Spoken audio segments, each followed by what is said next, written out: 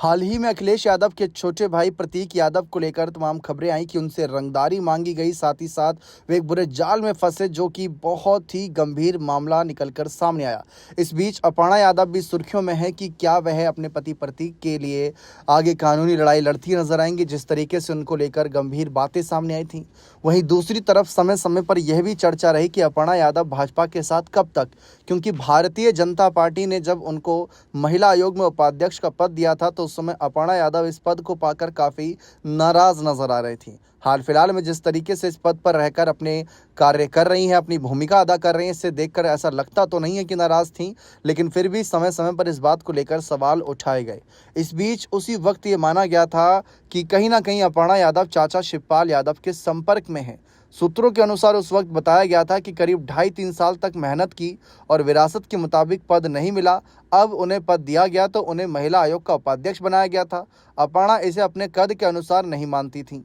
बड़ी बात यह भी थी कि अपर्णा यादव ने बीजेपी में रहते हुए भी अखिलेश यादव और डिंपल के खिलाफ कभी कुछ नहीं बोला। ऐसे में अब उनको सपा के साथ आने की चर्चा तेज होने लगी। अगर आप भी ये बात नोटिस करते हो तो समाजवादी पार्टी के जो मुख्य चेहरे माने जाते हैं, जिसमें अखिलेश, डिंपल, रामगोपाल यादव, शिवपाल यादव, आदित्य यादव, धर्मेंद्र यादव, यही चेहरे इंपॉर्टेंट माने जाते हैं। इसके अलावा कुछ और कद्दावर नेता भी हैं, लेकिन सबसे ज़्यादा बयानबाजी इनके इर्द गिर्द होती है। लेकिन अपर्णा यादव कभी खुलकर इनका ना तो विरोध करती हैं, ना ही समर्थन करती हैं। अब विरोध की बात ज़्यादा उठती है क्योंकि वो बीजेपी के साथ हैं, तो ऐसा बहुत कम मौक़ों पर देखा गया। वैसे महाकुंभ को लेकर या कांवड़ यात्रा को लेकर या बीच में कथावाचक मामले को लेकर अपर्णा ने अखिलेश के द्वारा उठाए गए सवालों पर अपने जवाब दिए, लेकिन उतना गहरा निशाना नहीं नजर आया जितना केशव प्रसाद मौर्य, ब्रजेश पाठक, अखिलेश पर साधते हैं, यानी बाकी बीजेपी नेता साधते हैं। इसीलिए ऐसा लगा कि अपर्णा यादव के मन में अपने परिवार के प्रति एक सॉफ्ट कॉर्नर है, लेकिन वही उसका असर राजनीति पर दिख रहा था। इसीलिए ये माना गया था कि अपर्णा यादव जल्द ही सपा में वापसी कर सकती हैं और समाजवादी पार्टी में अपने एक बड़े पद के लिए कहीं ना कहीं एक रास्ता तैयार कर रही हैं शिवपाल यादव के जरिए। शिवपाल पार्टी के महासचिव नेता में आते हैं।